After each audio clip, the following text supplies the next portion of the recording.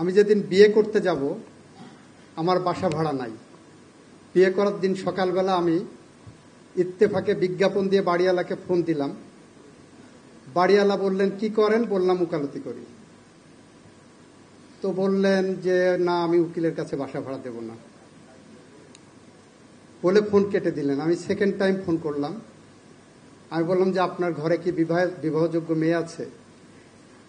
তো আমার background check করলে পরে আপনার মেয়েকে আমার সাথে বিয়ে দিতে চাইতেন। তো উনি একটু হয়ে বললো যে আপনার কথাগুলো ভালোই লাগলো, ঠিক আছে, আমি আপনার জন্য বাসা রাখবো। ওই বাসায় উঠলাম, 10 বছর ছিলাম। 10 বছরের জন্য একদিনের জন্য সুযোগ দেয়নি যে লিগ্যাল প্রফেশনের লোকজনের কাছে বাড়ি ভাড়া দেওয়া যায় না, এই প্রশ্নবোধক চিহ্ন রাখার সুযোগ দেয়নি।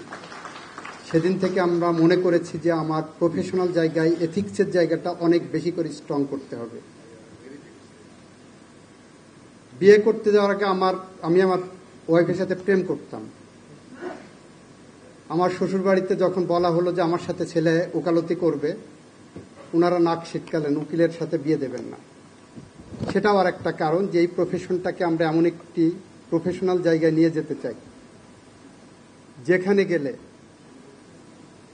আমাদের এই প্রফেশন সম্পর্কে মানুষের শ্রদ্ধার জায়গাটা অনেক বেশি অর্জন করতে পারবেন।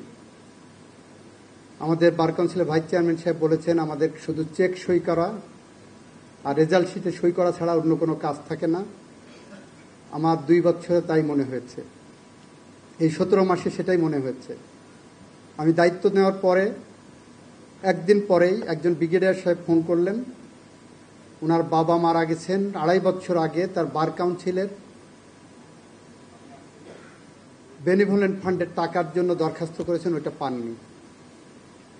আমি সাথে সাথে তৎকালীন বার কাউন্সিলের যিনি সচিব ছিলেন ওনাকে ফোন করলাম। উনি বললেন 2.5 বছর পেন্ডিং আছে। কেন আছে?